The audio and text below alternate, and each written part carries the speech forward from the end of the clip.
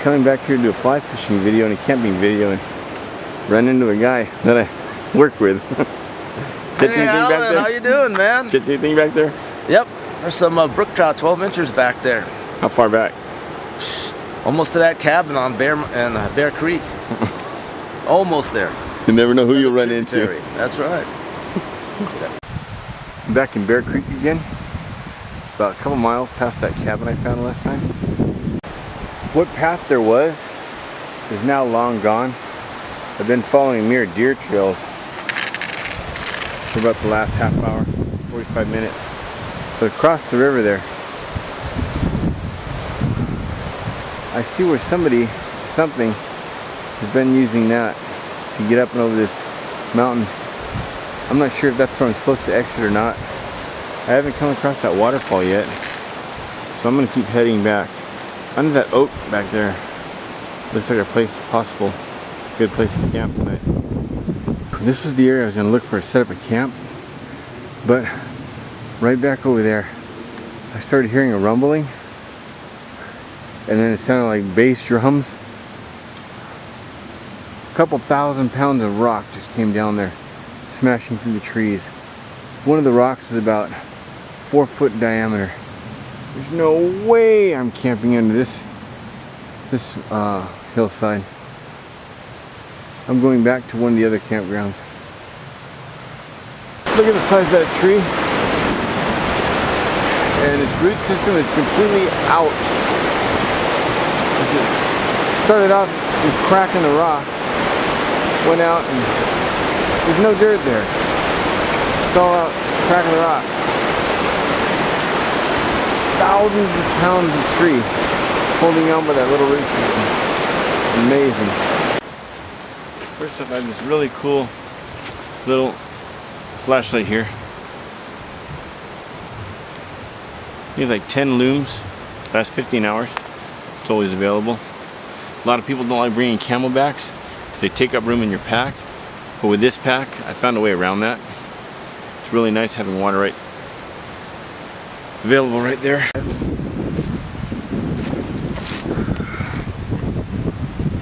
That was 65. I do a lot of wading in some of these hikes. I carry extra shoes.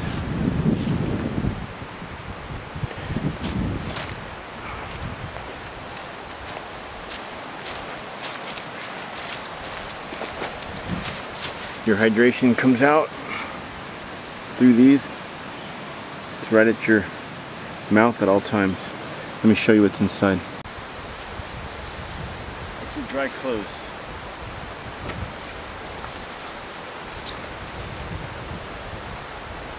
A bowl, pillow,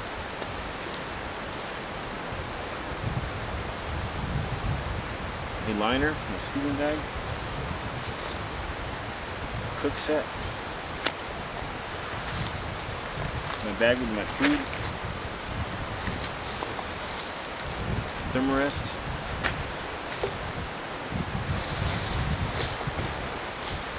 my sleeping bag. I don't keep it in a compression sack because it takes up too much room.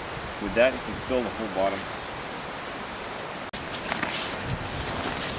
Okay, the hydration system usually goes in here. But then that takes up some of your space there. So rather than do that, Osprey's designed this zipper system here. I can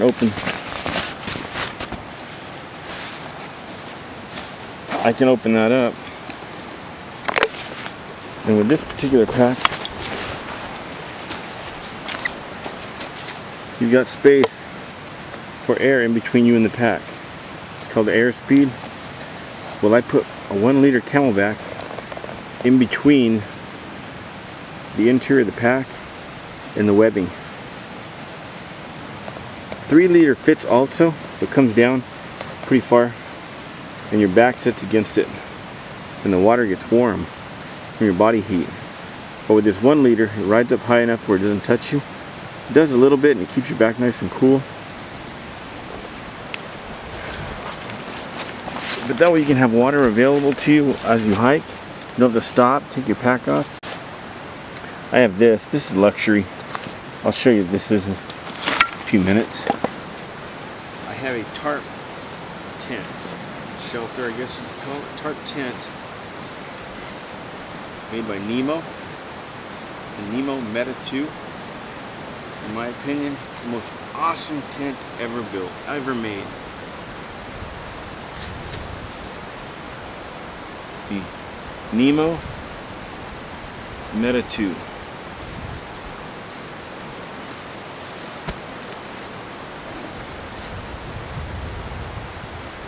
I keep a water bottle, empty water bottle, on the back for filling it later on when I stop or need water. Got my fishing kit, a beanie, a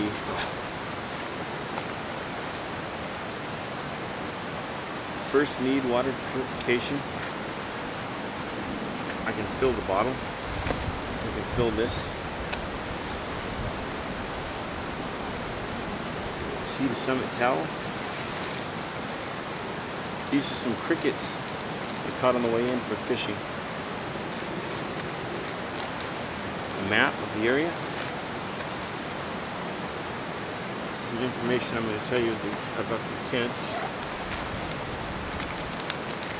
Coffee, dental floss, a lamp, a lime in case I caught any trout, which I did. I'll show you that in a few minutes.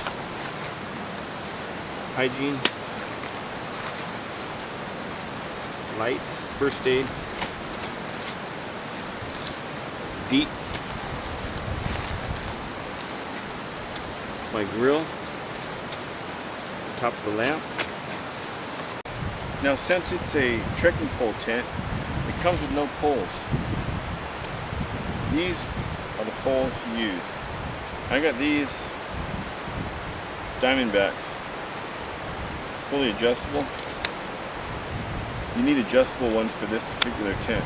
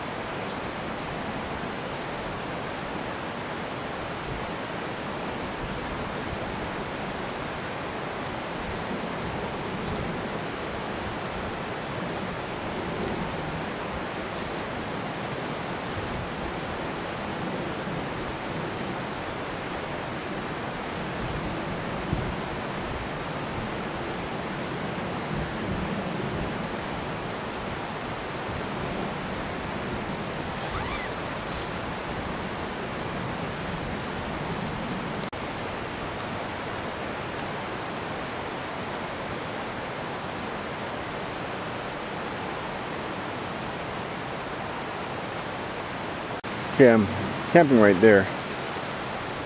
But over here, I can't take credit for this. Somebody built this, put this together. Little fire pit. I'm gonna use it to cook my trout. Little benches, pretty cool. But then I saw this rock.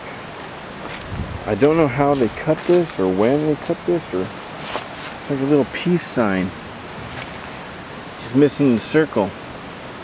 But it's a rock, and these are deep cut. I'd say 1/4 inch high, 250 thousandths high. It's been cut. I don't think that's natural. That's just charcoal you see there. Although it does look natural. It's amazing formation if it is. Look at that. I don't see any actual cut marks. The black is somebody took some charcoal, went around it. But look at that, a peace sign on a rock. How cool is that? Maybe somebody back in the 60s actually came back here with a chisel and mallet. It's really smooth.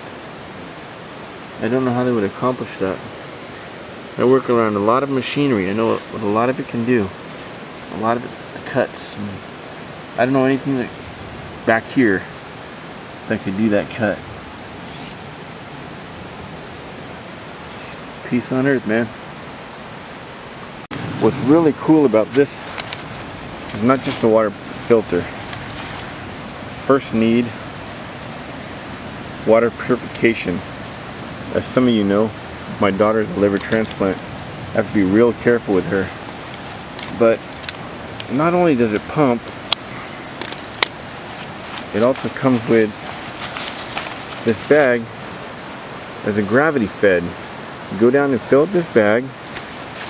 Let me back up. You go down and fill up that bag, hang it from a tree. You disconnect it here and hook directly up to this. Hook this bag with that hose directly to hit this. The gravity comes down, feeds it through here and into your bottle. So I can filter a liter of water while I'm preparing the trout, which I'm going to do now.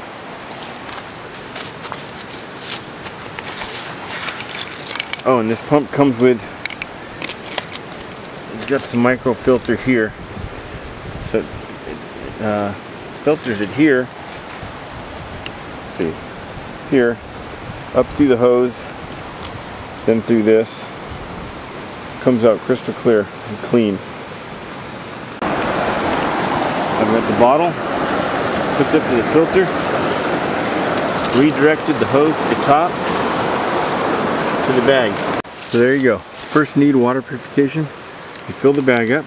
You got a little zip tie, a little zip lock here. You hang it from something. I found a nail from years back. Gravity. Making fresh water. No pumping. Okay, this is a stock trout. Oh, hope they have an A1. This is a stock trout. You can tell that by the color, but also stunted tail. See how that tail comes down really weird? Farm raised trout. Up here, there's a lot of brook trout. They're wild. You really don't want to keep them. It's supposed to be catch and release. Some people do keep them.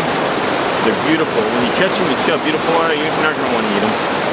So you insert your knife here, you slit up, clean the inside out, pull the outsides head. Now when I did this, I put them on a rock. There were some crows watching me.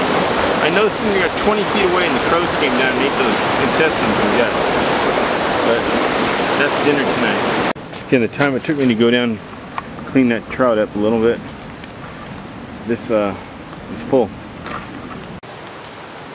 Here's something else I got from Campmore years ago. GCI Outdoors. I don't even know that these are available anymore. Campmore doesn't carry them anymore. But inside,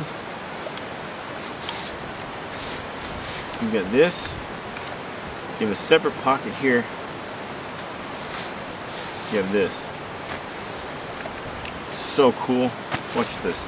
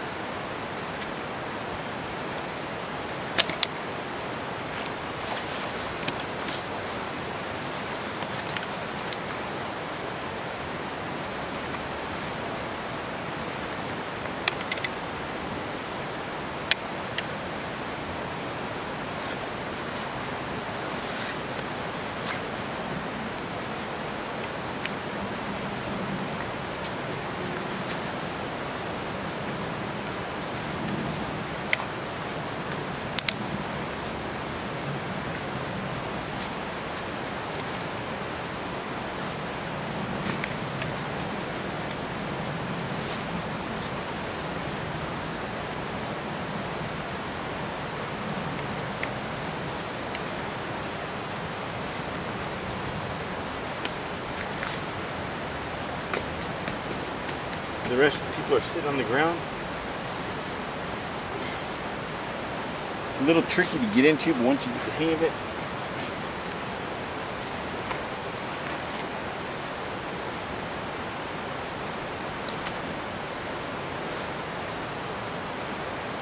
show you a side view.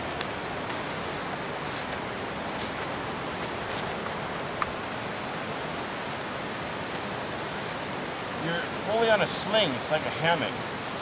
It's called a trail sling. It's attached here and here. You don't touch anywhere in between. Anyway, here it is.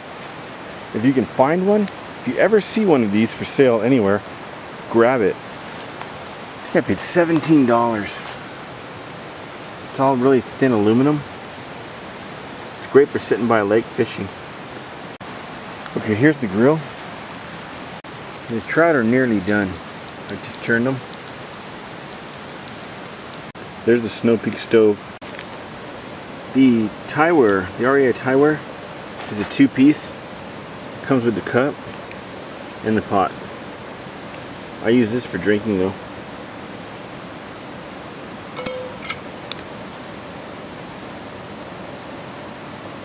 Cherry Kool-Aid. It's kind of dark, I don't know if you can see it. But that's a trout. Another cool thing about this grill, I made these holes symmetrical. So as long as you stick the two sticks through the bottom, not the top ones, but the bottom ones, you can actually lift it off the fire without getting burned. Bring it over to cool, or you can actually eat right off the grill, which is probably what I'm going to do.